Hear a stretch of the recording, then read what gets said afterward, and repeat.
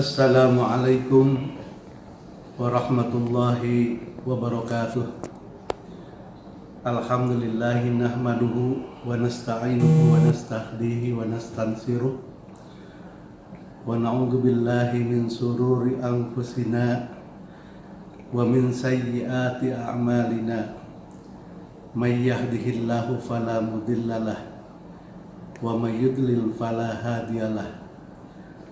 Asyhadu an la ilaha illallah wahdahu la syarikalah wa asyhadu anna Muhammadan abduhu wa rasuluh sallallahu alaihi wasallam. Amma ba'du. Yang saya hormati para mahasiswa pasca sarjana Hukum Keluarga Islam STI Samsul Ulum Gunung Puyuh Sukabumi, pertama-tama mengucapkan selamat dan sehat walafiat, sekalipun kita dalam kondisi hari ini dan beberapa hari sedang mengalami musibah nasional, bahkan musibah mendunia bagi umat Islam khususnya, yaitu dengan dilanda penyakit corona. Tapi sekalipun demikian, para mahasiswa sebagai ulul albab tetap di dalam kondisi seperti apapun tidak luntur untuk meningkatkan keilmuan dan menghilangkan kesempatan waktu yang berlalu sehingga rugi untuk tidak menerima ilmu pengetahuan. Pada kesempatan yang berbahagia ini, saya pada sore hari ini mendapatkan jadwal untuk menyampaikan materi kuliah hadis ahkam bagi mahasiswa Hukum Keluarga Islam pasca sarjana STI Samsul Ulum Gunung Puyuh Sukabumi. Sebelum memasuki kepada materi hadis ahkam, perlu kita ingatkan kembali pada uraian yang telah lalu dan mahasiswa telah menerimanya pada semester 1 pada kaidah-kaidah pemahaman hadis ahkam, yaitu tentang fungsi hadis terhadap Al-Quran. Mengingatkan saja bahwa mengenai fungsi hadis terhadap Al-Quran adalah merupakan penjelasan atas kehendak Allah Subhanahu wa Ta'ala yang termaktub dalam Al-Quran. Hal ini karena tidak semua dijelaskan oleh Allah secara rinci di dalam Al-Quran. Itulah sebabnya Allah Subhanahu wa Ta'ala mengutus Rasulnya untuk menjelaskan Al-Quran melalui hadis-hadisnya, seperti di dalam firman-Nya Al-Quran surat ke-16 ayat ke-44. A'udzu billahi minasyaitonir rajim. Wa anzalna ilaika dzikra litubayyina lin-nasi ma nuzzila ilaihim wa la'allahum yatafakkarun. Fungsi hadis dapat dirinci adalah yang pertama, bayan at-takrir atau juga disebut dengan bayan at-ta'qid. Artinya penjelasan Nabi terhadap Al-Quran untuk mempertegas apa yang telah dinyatakan di dalam Al-Quran. Contohnya perintah berwudu, perintah sholat, perintah zakat, perintah puasa, haji, dan lain-lain. Yang kedua juga bayan at-tafsir atau juga disebut bayan at-taudih, yaitu menjelaskan atau merinci, membatasi, mengkhususkan ayat yang bersifat global atau yang bersifat umum. Hadis yang merinci tentang ayat yang global ini adalah seperti hadis yang berbunyi yang diriwayatkan oleh Imam Al-Bukhari, "Shallu kama ra'aitumuni usalli." Salatlah kamu seperti kamu melihat aku sholat. Hal ini adalah tidak ada di dalam Al-Quran. Sementara Al-Quran secara umum, wa aqimus sholat wa atuz zakat warka'u ma'ar raki'in. Kemudian hadis yang membatasi ayat yang apa adanya, seperti tangan pencuri yang boleh dipotong sebatas pergelangan tangan. Ini dijelaskan di dalam hadis riwayat Imam Al-Baihaqi bahwa batasan ini adalah min mifsalil kaffi, membatasi ayat potong tangan pencuri, yaitu sampai pergelangan. Ayat yang dijelaskan oleh hadis tersebut adalah firman Allah, wasariku wasarikotu faqta'u aydiyahuma. Berikutnya hadis yang mengkhususkan ayat yang bersifat umum, seperti pembunuh tidak mewarisi sedikitpun warisan orang yang dibunuhnya. Hadis yang menjelaskan ayat Al-Quran seperti berbunyi, la yarisul qatil minal maktuli syai'an, bahwa orang yang membunuh tidak mendapatkan warisan sedikitpun. Ini adalah merupakan penjelasan dari ayat Al-Quran yang berbunyi yusikumullahu fi auladikum. Sehingga andai kata ada anak atau yang mungkin menjadi ahli waris membunuh pewarisnya, itu adalah putus warisannya. Ini dijelaskan dalam hadis Rasulullah Sallallahu Alaihi Wasallam. Berikutnya adalah bayan at-tashri'.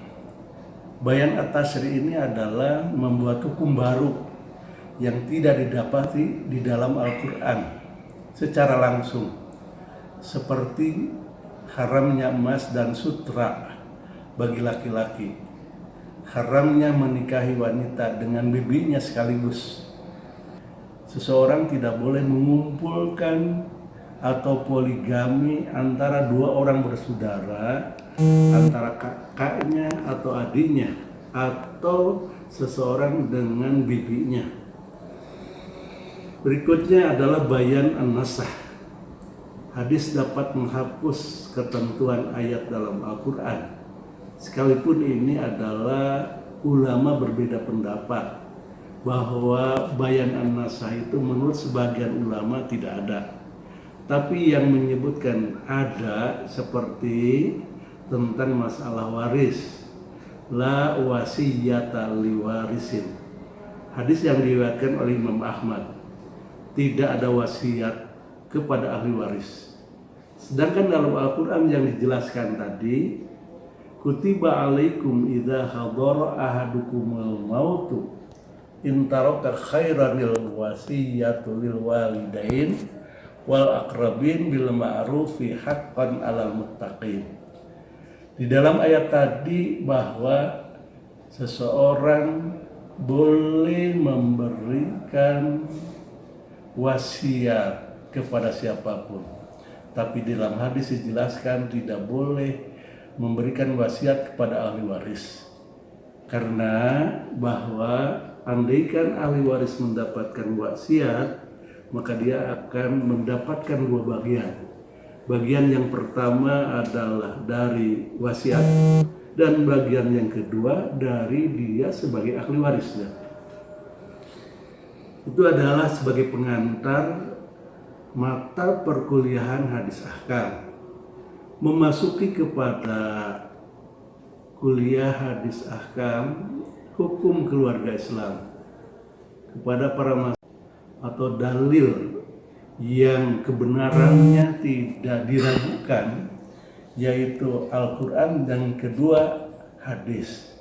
Karena hadis adalah merupakan sumber hukum Islam yang kedua setelah Al-Quran. Ini bisa dijadikan postulat di dalam pembuatan tesis nanti.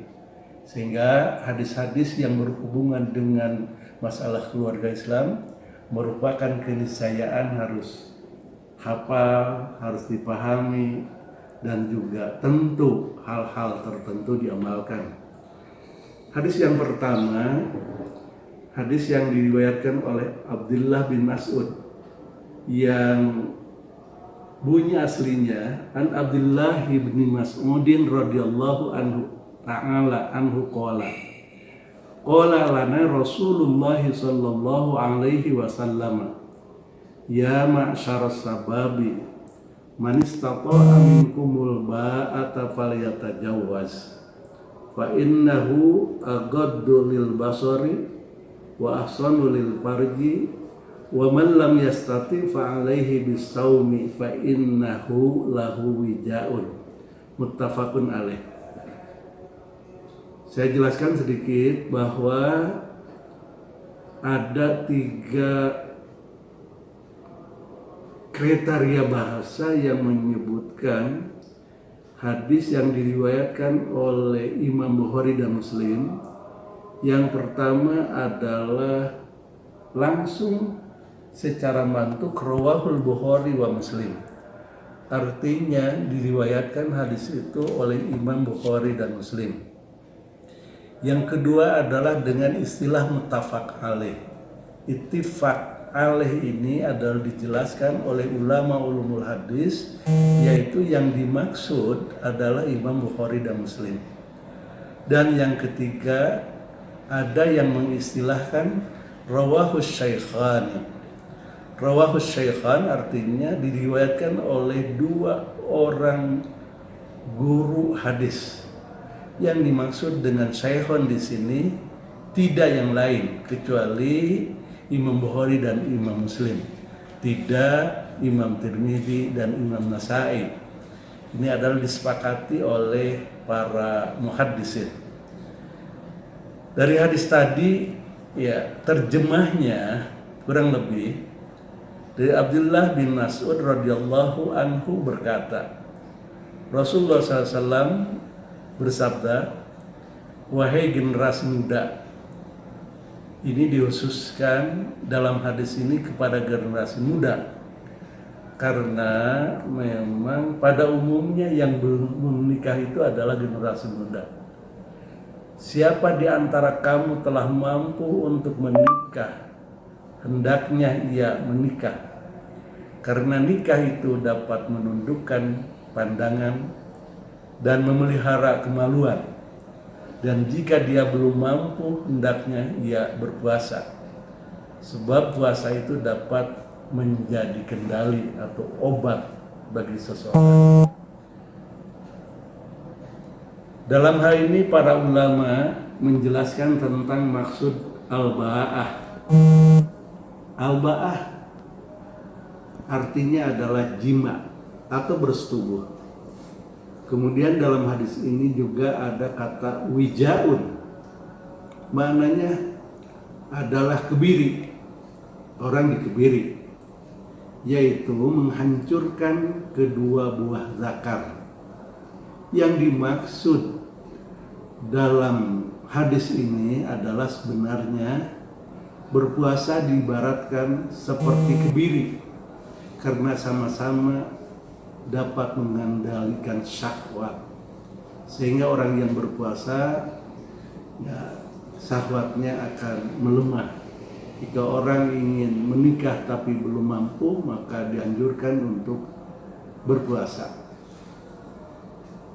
Berikutnya adalah hadis yang kedua. Ini pun juga sebagai postulat di dalam pernikahan, yang aslinya wa'an Anas bin Malikin radhiyallahu anhu annan nabiyya sallallahu alaihi wasallam hamidallahu wa asna alaihi wa qala lakinni ana usolli wa anamu wa asumu wa uftiru wa atajawwajun nisaa faman raghiba an sunnati falaysa minni muttafaq alaih. Jadi hadis ini adalah terdapat pada kitab Sahih Bukhari, terdapat juga pada kitab Sahih Muslim yang disebut dengan kitab hadis, seperti di dalam ilmu hadis disebutkan Al-Kutubus Sittah Al-Mu'tabarah atau Al-Kutubut Tis'ah Al-Mu'tabarah. Yang disebut dengan kitab hadis itu adalah yang termaktub di dalam Kutubus Sittah atau dalam Kutubut Tis'ah. Adapun kitab-kitab lain seperti dalam Bulughul Maram itu adalah bukan kitab hadis tapi kitab kumpulan hadis. Riyadhus Shalihin itu juga kitab kumpulan hadis, kemudian juga Mukhtarul Hadis, kitab kumpulan hadis, kemudian yang kecil itu adalah hadis Arba'in An-Nawawi, itu semua yang disebut tadi kitab kumpulan hadis. Kalau kita kembali kepada kitab hadis, harus kembali kepada Kutubus Sittah Al-Mu'tabarah atau Kutubut Tis'ah Al-Mu'tabarah. Jadi hadis yang tadi termaktub di dalam kitab Sahih Bukhari, termaktub juga di dalam kitab Sahih Muslim, bahkan juga ada di dalam kitab kumpulan hadis Bulughul Maram yang menyusun dari mulai bab Doharah sampai bab munakahat, waris dan lain-lain. Terjemah dari hadis yang tadi kurang lebih dari Anas bin Malik radhiyallahu anhu bahwa Nabi SAW setelah memuji Allah dan menyanjungnya, beliau bersabda, tetapi aku sholat, aku juga tidur, aku juga berpuasa dan berbuka puasa, serta aku menikah. Barang siapa membenci sunnahku, maka ia tidak termasuk golongan umatku. Para mahasiswa sekalian, lafaz hadis ini yang terdapat pada Sahih Bukhari dan Muslim, hadis ini mempunyai sebab atau yang dikenal dengan asbabul wurud al-hadis, yaitu ada 3 orang laki-laki yang datang ke rumah istri Nabi Sallallahu Alaihi Wasallam, yaitu Siti Aisyah radhiyallahu anha, untuk menanyakan tentang ibadah beliau. Laki-laki itu adalah menanyakan bagaimana ibadahnya Nabi Sallallahu Alaihi Wasallam. Ketika diceritakan oleh istri Nabi kepada mereka tentang ibadah Rasul, bukan hanya melakukan ibadah yang wajib, melakukan ibadah sunnah, semalaman, istighfar, tidak kurang dalam satu malam 70 kali, dan ibadah-ibadah sunat yang lainnya.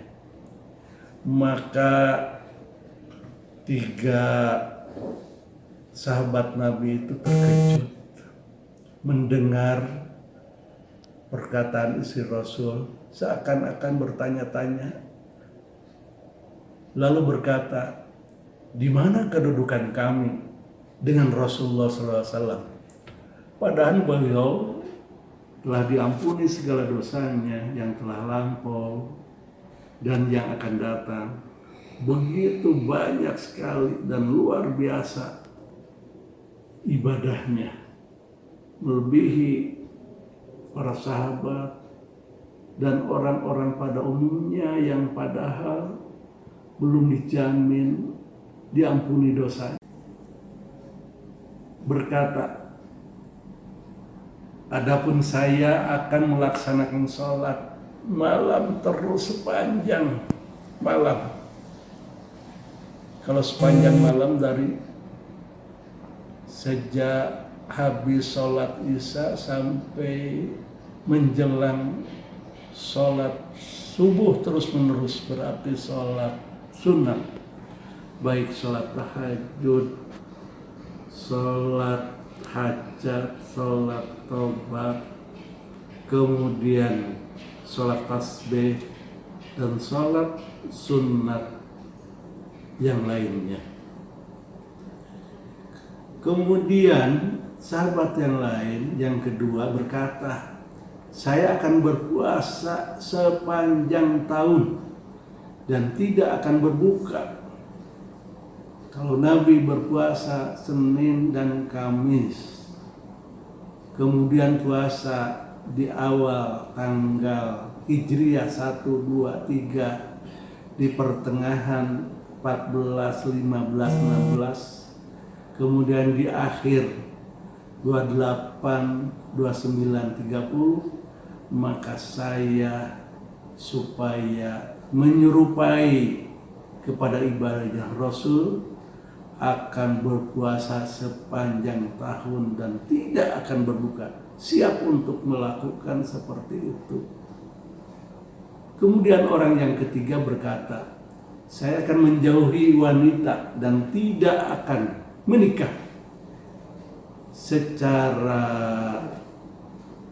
bersamaan bahwa laki-laki itu adalah belum menikah.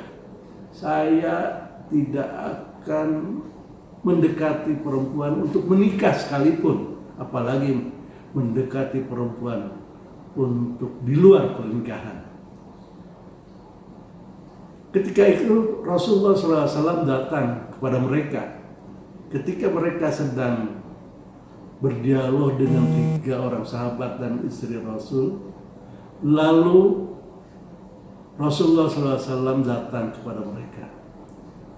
Kata Rasulullah, kalian telah berkata begini dan begitu, tidak akan sholat sepanjang malam, akan berpuasa seumur hidup.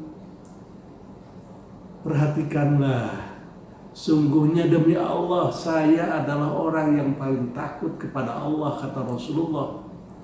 Akan tetapi saya sholat, baik sholat yang fardu atau sholat yang sunat. Kemudian juga saya juga tidur karena adalah hak badan saya untuk beristirahat. Kemudian saya juga berpuasa, di samping puasa Ramadan, puasa-puasa yang disunatkan seperti Senin, Kamis, seperti Syawal 6 hari, dan sunat-sunat yang lainnya. Tapi saya berbuka puasa tidak sepanjang hari dan malam untuk berpuasa. Tapi sekalipun saya sholat, tidur, puasa, dan saya juga menikah karena adalah merupakan suatu kebutuhan. Para mahasiswa sekalian, bahwa hadis ini adalah merupakan dalil bahwa yang disyariatkan dalam agama Islam adalah tidak berlebih-lebihan dalam beribadah, sehingga tidak ada istilah mabok beribadah, tetapi beribadah harus memenuhi ketentuan syariat Islam. Seperti halnya dalam kondisi yang sekarang, ada orang mabuk beragama yang tidak memahami agama secara memadai, sehingga aturan dan tata tertib dilanggar, yang padahal bahwa memelihara jiwa adalah merupakan suatu hal yang wajib, tetapi adalah berkumpul dengan orang banyak itu hanya sekedar sunat. Ada kalanya yang sunat mengalahkan yang wajib. Kemudian juga sebentar lagi kita bulan Ramadan, Ya, ketika bertentangan, ta'arud antara kepentingan memelihara diri dengan tarawih, itu diatur. Bisa melakukan tarawih di tempat yang ada jarak, kemudian bisa di rumah, karena itu adalah sunnah. Sedangkan menjaga diri dalam kondisi corona sekarang itu adalah wajib. Para mahasiswa sekalian, sehingga kita tahu ya, agama itu adalah tidak menyulitkan. Di dalam suatu hadis dikatakan, idza amartukum bisyai'in fa'tu minhu mastata'tum. Apabila aku memerintahkan kepada kamu sekalian, maka laksanakan sesuai dengan kemampuan. Apalagi Allah berfirman di dalam surat Al-Baqarah ayat 185, yuridullahu bikumul yusra wa la yuridu bikumul usra. Allah menghendaki kemudahan bagimu dan tidak menghendaki kesukaran bagimu. Jadi bahwa kita ini tidak boleh menjerumuskan kepada kecelakaan. Hal-hal yang diatur oleh agama, ada jalan keluar, ambillah rukhsah-rukhsah itu sesuai dengan ketentuan syariat ajaran Islam. Para mahasiswa sekalian, ya, dari dua hadis tadi ya, kita lihat bahwa pendapat jumhur ulama menjadikan hukum nikah ini terjadi dalam 5 kriteria hukum nikah dalam Islam. Yang pertama, nikah yang hukum asalnya sunat bisa menjadi wajib. Hukum nikah wajib bila seseorang telah mampu untuk menikah, baik mampu secara fisik atau mampu untuk memberikan nafkah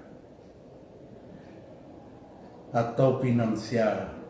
Sedangkan bila ia tidak menikah, dikhawatirkan untuk berbuat zina, maka baginya adalah wajib untuk menikah, menghindari perzinahan. Yang kedua, hukum nikah itu sunnah seperti hukum asalnya.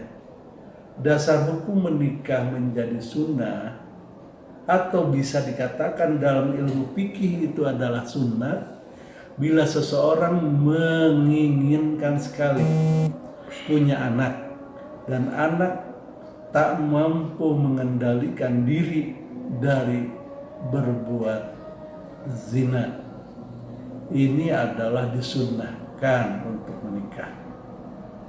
Kemudian juga adalah hukum nikah bisa makruh. Hukum nikah makruh ini adalah terjadi bila seseorang akan menikah tetapi tidak berniat memiliki anak. Jadi nikahnya berulang-ulang tapi tidak mau mempunyai anak. Dihindari. Juga ia mampu menahan diri dari berbuat zina. Apabila ia menikah, merupakan ibadah sunnahnya akan terlantar, sehingga perbuatan itu adalah menjadi makruh. Kemudian hukum nikah menjadi mubah. Seseorang yang hendak menikah tetapi mampu menahan nafsunya dari berbuat zina, maka hukum nikahnya adalah mubah. Sementara ia belum berniat memiliki anak, dan seandainya ia menikah, ibadah sunnahnya tidak sampai terlantar. Dan yang kelima, hukum nikah bisa menjadi haram. Hukum nikah menjadi haram apabila ia menikah, justru akan merugikan perempuan karena ia tidak mampu memberi nafkah lahir dan nafkah batin.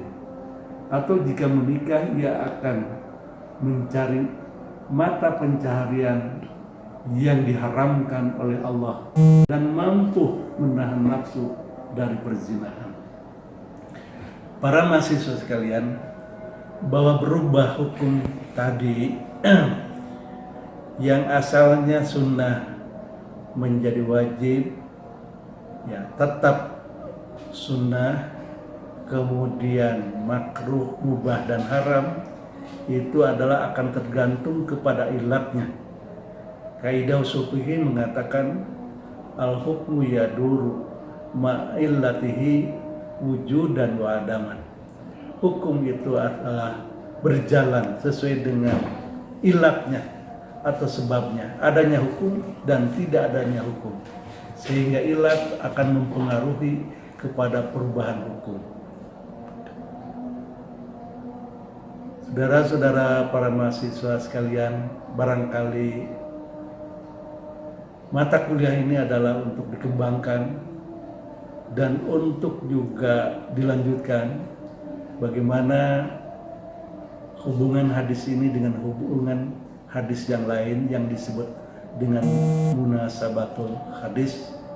Kemudian juga harus diketahui tentang asbabul wurud hadis, yang esensi daripada hadis-hadis ini adalah merupakan tentang hukum pernikahan. Disebabkan ya bahwa hukum pernikahan ini bisa berubah tergantung ilatnya masing-masing. Maka dengan demikian ini perlu pengembangan berpikir bagaimana kondisi masyarakat sekarang ini, apakah tetap ya melaksanakan sunnah Rasulullah SAW dalam pernikahan.